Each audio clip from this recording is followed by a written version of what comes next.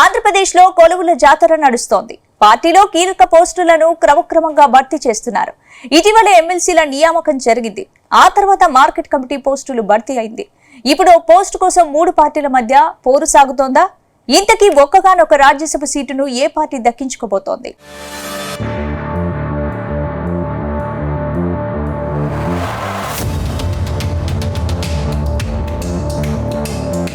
ఆంధ్రప్రదేశ్లో రాజ్యసభ సీటు కోసం 3 పార్టీల మధ్య ఆసక్తికర పోరు సాగుతుంది.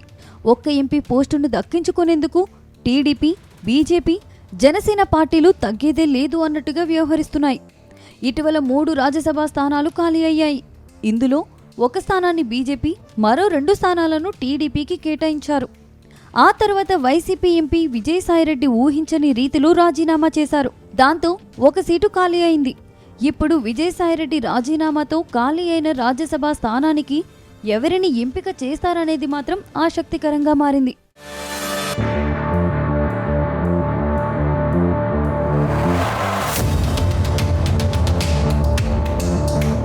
అయితే ఈ ఎంపీ సీటు కోసం బీజేపీ నేతలు తీవ్రంగా ప్రయత్నాలు మొదలుపెట్టినట్టు తెలుస్తుంది. ఈసారి కూడా రాజ్యసభ సీటును తమకే కేటాయించాలంటూ బీజేపీ నేతలు సీఎం చంద్రబాబును కోరినట్టు తెలిసింది. ఈ సీటును బీజేపీ నేత జీవీఎల్ నరసింహారావుకు కేటాయించాలని బీజేపీ హైకమాండ్ డిసైడ్ అయ్యారని తెలుస్తుంది. బీజేపీ వాయిస్ను జాతీయ స్థాయిలో బలంగా వినిపించే జీవీఎల్ నరసింహారావుకు అవకాశం కల్పిస్తే రానున్న రోజుల్లో పార్టీకి మరింత ఫ్లాష్ అవుతుందని పార్టీ పెద్దలు డిసైడ్ అయ్యారని అంటున్నారు. కానీ ప్రస్తుత పరిస్థితుల్లో ఈ సీటును మళ్లీ టీడీపీని దక్కించుకునే అవకాశాలు కనిపిస్తున్నాయి.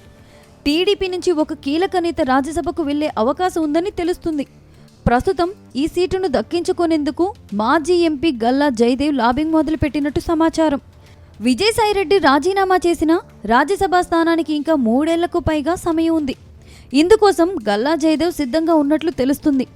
ఇప్పటికే జయదేవ్ను పార్లమెంటుకు పంపాలని సీఎం చంద్రబాబు 2 సార్లు భావించారు.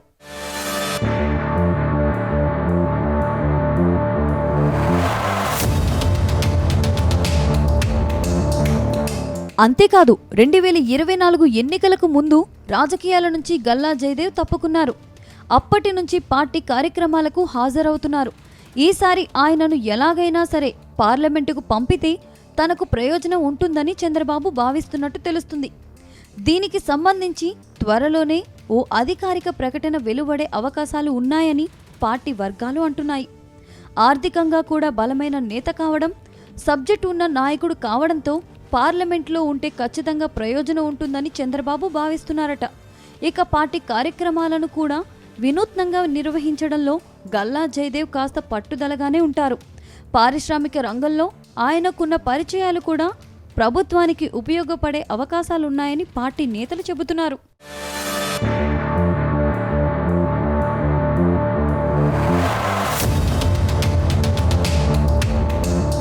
మొత్తం మీద ఒక్క సీటు కోసం జనసేన నేతలు కూడా తమకే కావాలంటూ పట్టుబడుతున్నారు.